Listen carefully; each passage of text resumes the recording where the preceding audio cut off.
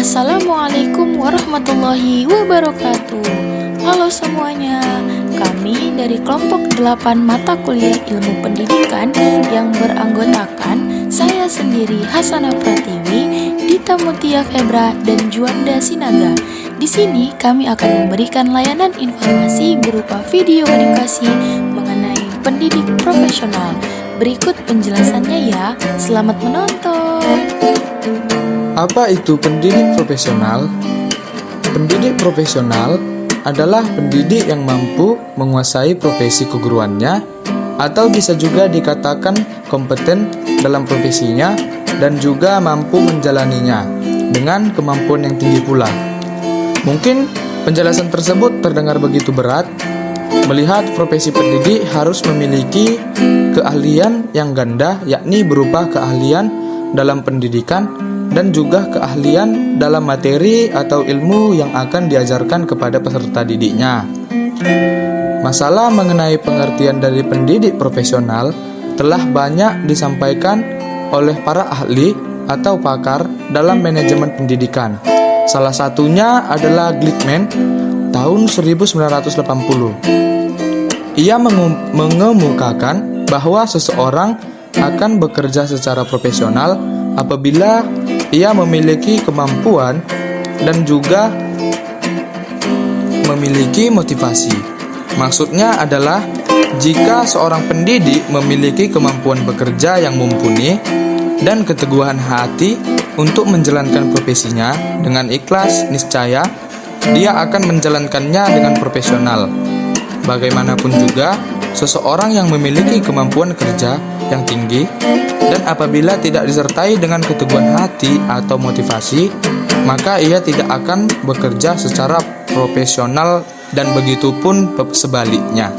Nah, setelah kita sudah mengetahui pengertian dari pendidik profesional, selanjutnya kita harus mengetahui nih, apa itu karakteristik pendidik profesional. Nah, karakteristik adalah suatu sifat atau karakter yang baik yang harus dimiliki atau dikuasai oleh seorang pendidik untuk menghasilkan suatu generasi yang bermartabat dan berakhlak. Karakteristik yang dimaksud adalah yang pertama, menguasai kurikulum. Seorang guru hendaknya menguasai dan menjalankan kurikulum yang sudah berlaku atau yang sudah ditetapkan oleh pemerintah. Kurikulum yang dimaksud ialah serangkaian rencana dan pengaturan mengenai tujuan, isi, dan bahan pelajaran, serta cara yang digunakan sebagai pedoman penyelenggaraan kegiatan pembelajaran untuk mencapai tujuan pendidikan tertentu. Nah, yang kedua, menguasai materi yang diajarkan. Yang dimaksud di sini adalah pelajaran merupakan serangkaian materi yang diajarkan oleh pendidik di dalam kelas. Pelajaran ini sangat berperan penting bagi peserta didik dalam mendapatkan informasi. Jadi, seorang pendidik hendaknya menguasai semua materi pelajaran yang ia sampaikan kepada peserta didik. Apabila pendidik tidak menguasai materi yang ia sampaikan, maka penyampaian materi atau informasi tidak efektif atau tidak masuk ke dalam pemikiran siswa dan siswi di kelas. Nah, yang ketiga, terampil menggunakan multi metode pembelajaran. Metode pembelajaran adalah cara pendidik dalam menyampaikan atau mengajar peserta didik, di mana metode pengajaran yang tepat dapat mendorong semangat peserta didik untuk menjadi lebih giat dalam belajar dan juga dapat dengan mudah dipahami apa yang diajarkan. Selain metode penyesuaian, kondisi dan suasana juga sangat diperlukan dalam proses ngajar-mengajar bagi para pendidik. Nah, karakteristik yang selanjutnya adalah mempunyai perilaku yang baik. Moral atau perilaku adalah suatu perbuatan baik yang ada dalam diri seseorang. Jadi, seorang pendidik hendaknya mempunyai perilaku atau moral yang baik agar mampu menjadi tauladan atau contoh bagi peserta didik. Dengan adanya moral ini, seorang pendidik mampu mengontrol kelakuan maupun sikap saat mengajar, sehingga tidak adanya perbuatan atau sikap yang tidak diinginkan pada saat proses pembelajaran berlangsung. teman-teman, selanjutnya adalah memiliki kedisiplinan dalam arti yang seluas-luasnya. Yang dimaksud di sini adalah seorang pendidik hendaknya disiplin dalam menjalankan tugas yang ia emban sebagai seorang pendidik. Kedisiplinan yang dimaksud di sini yakni disiplin waktu. Seorang pendidik hendaknya datang tepat waktu saat melakukan tugasnya, sehingga kedisiplinan waktu yang dilakukan bagi pendidik dapat menjadi tauladan atau contoh yang dapat diikuti bagi peserta didik. Nah, karakteristik yang terakhir adalah mampu berkomunikasi. Seorang pendidik hendaknya mampu berinteraksi dengan orang tua murid atau orang tua peserta didik maupun masyarakat setempat untuk turut serta memberikan arahan bagi para peserta didik supaya proses pelajaran tidak hanya dilakukan di lingkungan sekolah saja.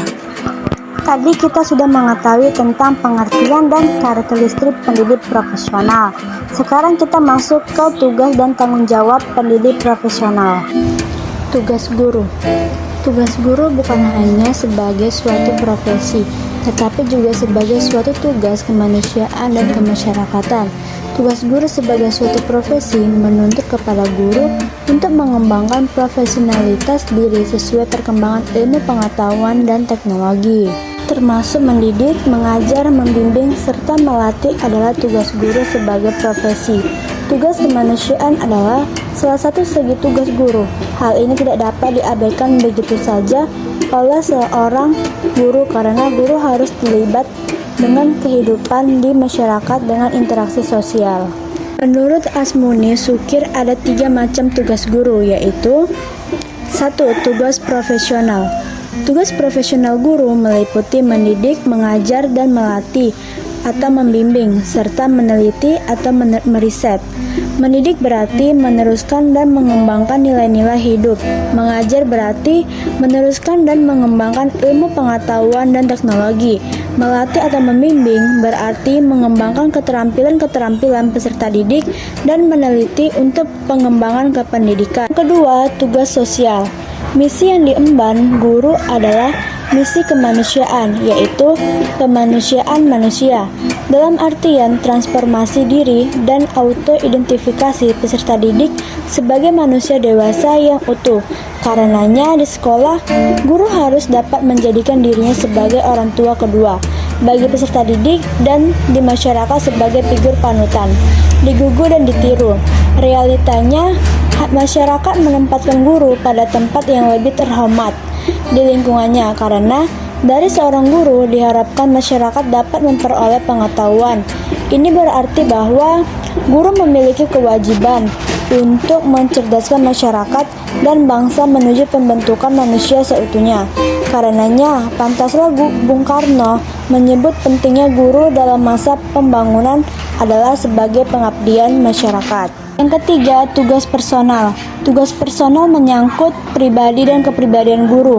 Itulah sebabnya setiap guru perlu menatap dirinya dan memahami konsep dirinya. Seorang guru harus mampu berkaca pada dirinya sendiri. Bila ia berkaca pada dirinya, ia akan melihat bukan satu pribadi, tetapi ada 3 pribadi, yaitu 1.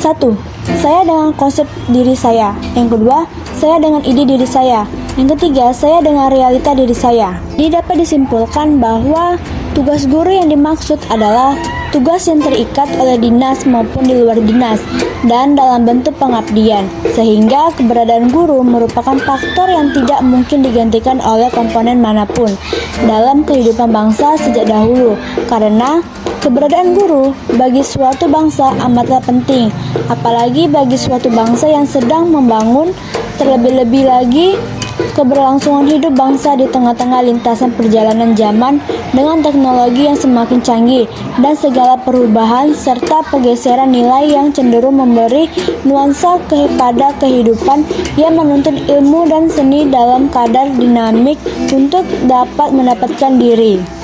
Ada tanggung jawab guru. Menurut Darmadi tahun 2015 halaman 172 sampai 173, guru yang profesional akan tercermin dalam pelaksanaan pengabdian tugas-tugas yang ditandai dengan keahlian baik dalam materi maupun metode. Selain itu juga ditunjukkan melalui tanggung jawabnya dalam melaksanakan seluruh pengabdiannya.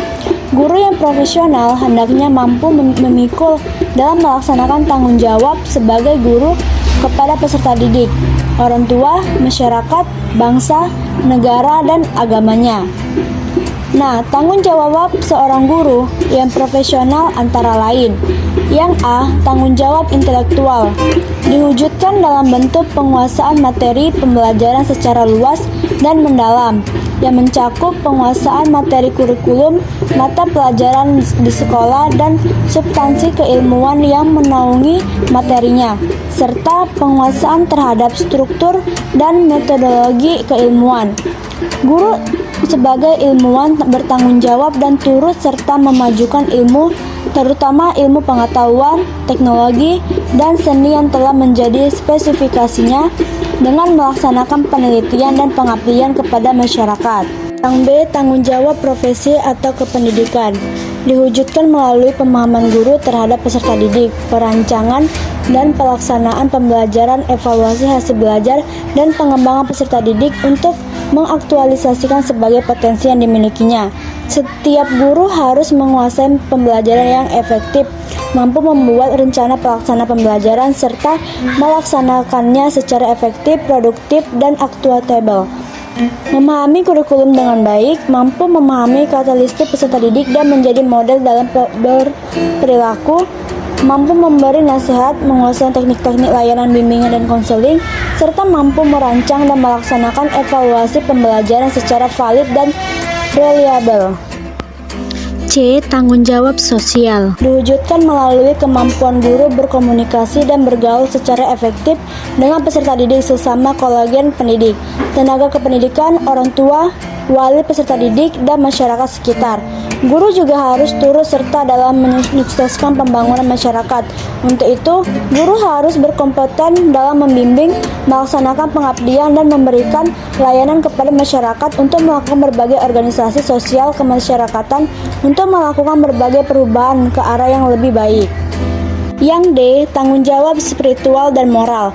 Diwujudkan melalui penampilan guru sebagai insan beragama yang perilakunya senantiasa berpedoman pada ajaran agama dan kepercayaan yang dianutnya, serta tidak menyimpang dari norma agama dan moral. Setiap guru harus memiliki kompetensi untuk menghayati perilaku dan etika yang sesuai dengan moral, agama, dan Pancasila, serta dituntut untuk menanamkan tanggung jawab moral tersebut di kalangan peserta didik.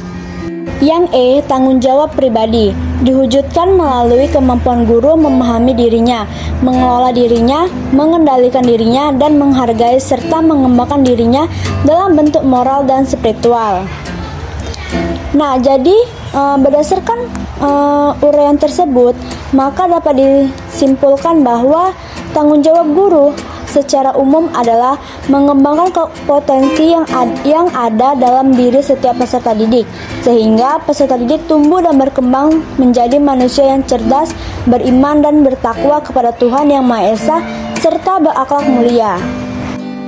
Nah, teman-teman, kita ambil satu contoh kasus yang dimana kasus di sini adalah guru yang tidak memberikan metode pembelajaran yang bervariasi, melainkan guru tersebut hanya mengajarkan dengan satu metode saja, sehingga siswa merasa jenuh dan bosan pada saat pembelajaran. Guru yang tidak bisa membuat siswa-siswi untuk mengubah cara belajar yang lebih baik dan menarik, guru tersebut tidak membuat metode belajar yang bervariasi, sehingga membuat siswa dan siswi menjadi jenuh dan bosan dengan pembelajaran yang seperti itu-itu saja dan tidak menarik untuk dipelajari. Selama ini banyak kita temui proses pembelajaran di kelas identik dengan guru sebagai pemateri atau pembicara dan peserta didik sebagai pendengar. Alhasil kegiatan pembelajaran terasa monoton dan membosankan bagi siswa. Padahal pemilihan metode pembelajaran yang tepat juga mendukung keberhasilan penyampaian materi oleh guru dan turut mempengaruhi output dari hasil belajar di dalam kelas. Sebagai tenaga pendidik, guru berperan penting dalam menyajikan materi di kelas. Guru memiliki peranan penting dalam menyajikan dan merancang kegiatan pembelajaran yang menarik untuk meningkatkan motivasi belajar peserta didik setiap harinya. Lantas, bagaimanakah tips merancang dan menciptakan pembelajaran yang menarik bagi siswa? Berikut kami berikan tips ulasan selengkapnya. Yang pertama, melibatkan interaksi dengan komunikasi dua arah.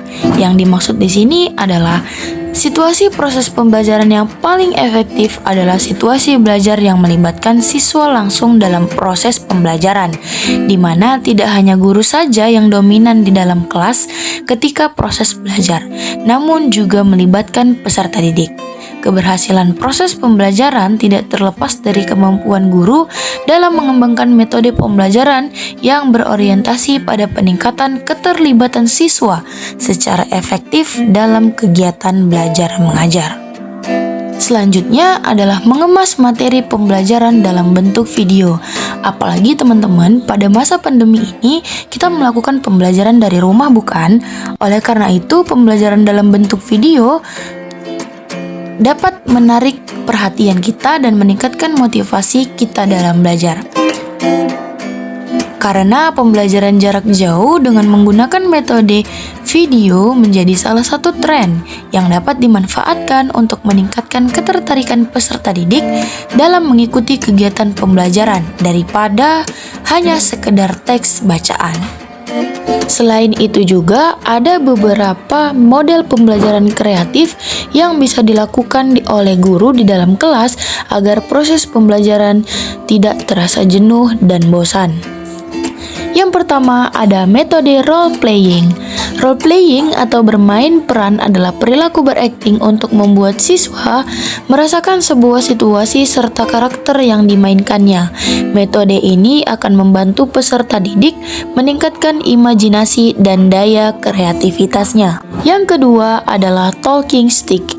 Metode pembelajaran ini adalah bentuk latihan untuk meningkatkan kepercayaan diri anak dengan berbicara atau menjawab pertanyaan. Guru akan memutar musik dan siswa secara estafet memindahkan tongkat kepada teman di sampingnya dan demikian seterusnya hingga musik berhenti. Orang terakhir yang memegang tongkat harus menjawab pertanyaan yang diajukan oleh guru. Selanjutnya adalah tebak kata. Model pembelajaran ini cocok untuk berlatih menghafal dengan cara yang seru, seperti menjadi peserta kuis. Materi dan model permainannya dapat disesuaikan ya dengan tema yang dipelajari. Nah, yang terakhir teman-teman, ada media pengajaran. Yang dimana media pengajaran yang dimaksud di sini adalah alat peraga dalam pembelajaran. Yang dimana salah satu contohnya adalah model ekosistem untuk pembelajaran sains, flashcard untuk bahasa Inggris, dan berbagai bentuk bangun ruang untuk pengajaran matematika. Baiklah teman-teman, sekian video yang dapat kami tampilkan mengenai layanan informasi berupa video edukasi tentang pendidik profesional. Apabila terdapat kesalahan dalam pengucapan kata ataupun penayangan video, kami memohon maaf. Terima kasih atas perhatiannya. Kami ucapkan wassalamualaikum warahmatullahi wabarakatuh dan sampai jumpa.